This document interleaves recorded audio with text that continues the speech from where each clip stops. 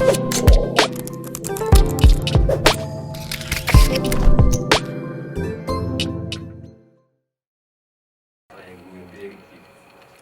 байгуулагч оюутнуудын хасаад магаас бүрийгээс олж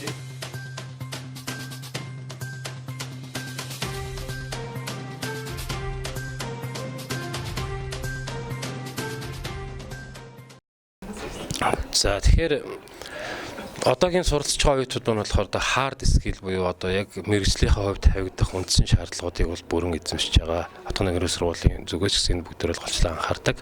Харин тухайн ажил үргийг гүйцэтгэх явцдаа тулгарч болох олон асуудлуудыг цогц байдлаар шийдэх боломжтой жишээ нь харилцааны ур чадвар, асуудлыг шийдвэрлэх ур чадвар, тийм ээ хов хүнийг тасралтгүй хөгжих тийм боломжуудыг бид нар бас бий болгох хэрэгтэй. Өөрөөр хэлбэл манай оюутнууд татан турштай хөгжих тийм Монголын ирээдүйг авч явах тийм тулгуур төгсөгчд байх хэрэгтэй гэдэг үгнээс бид бүгд энэ төвийг байгуулж байна.